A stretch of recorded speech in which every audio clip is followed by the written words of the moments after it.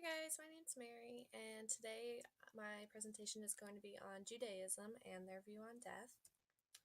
So, in Judaism, they value life above everything else.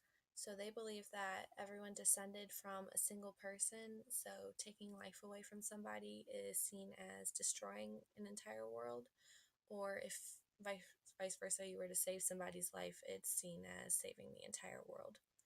And to them, death is a natural process, so anything such as euthanasia, suicide, or assisted suicide is strictly forbidden by the Jewish law.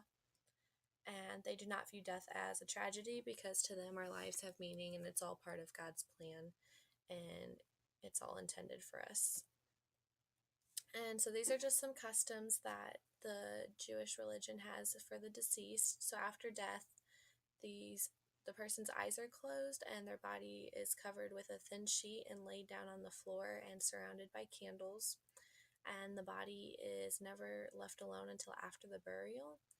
And they have people called shomer, which are guards or keepers of the body that stay with the body the entire time until the burial.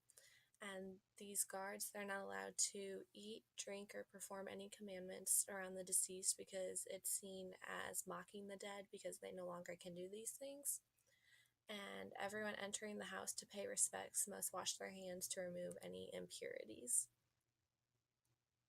So, for preparation of the deceased, the body is thoroughly cleaned and wrapped in a plain linen shroud, and the body's not embalmed, and none of the organs or fluids are removed from the body.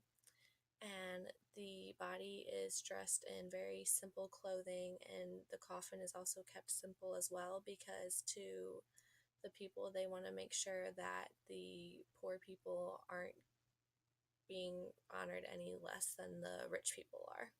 And so they just want everyone to be honored equally. And so these are just some beliefs on the preparation and the burial of the body in the Jewish religion. So the body is not allowed to be cremated, it has to be buried in the earth.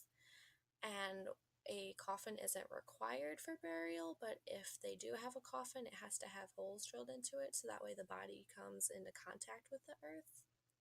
And open caskets are forbidden by Jewish law because to them it's seen as disrespectful because that means anybody can be viewing the body, including enemies, and so to them that's disrespectful because then the enemies could be mocking the dead for their helpless state.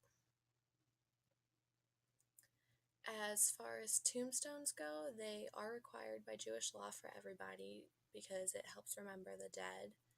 And in some communities, they even require that the tombstone must not be unveiled until after the mourning period is over, which I'll talk about in the next slide.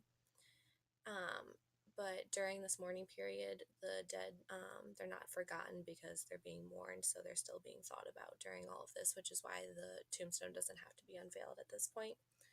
And when it is unveiled, they have a revealing ceremony with the family members. So during the mourning process, when a close relative dies and the family first hears about it, they traditionally tear their clothing right over the heart to express any grief. And there are 4 periods during the mourning process. The first one is Ananut, and during this time, the family is left alone to allow full expression of grief. So people are asked to not contact the family, to express their condolences or anything. They're just asked that they be left alone so they can grieve during this time. And so the second period is called Shiva, which lasts for 7 days. And during this time, the family gathers at the home, typically the home of the deceased, and they sit on the floor and they do not work. They don't do anything for pleasure, such as watch TV or bathe or any of that. They just take their time to mourn over the death of their loved one. And then the third phase is Shlasham, and this lasts for about 30 days until after the burial. And during this time, the mourners do not attend any parties or celebrations or do anything for leisure activities.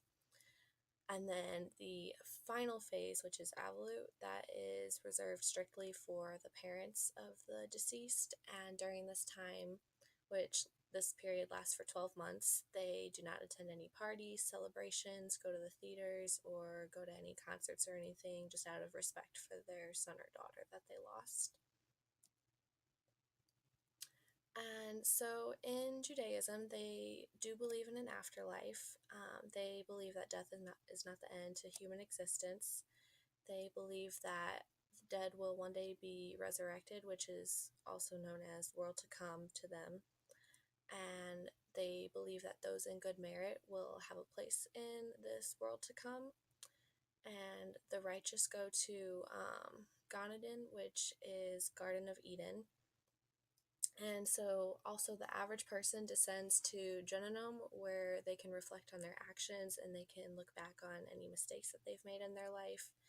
And while they're there, they believe that the deceased are there for no longer than 12 months. And in Judaism, they believe that only the utterly wicked do not come out of Gehinnom.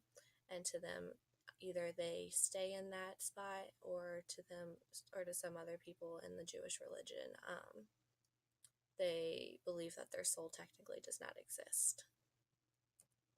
And those are just my sources. So I hope you guys learned a lot from this presentation. Thank you for watching.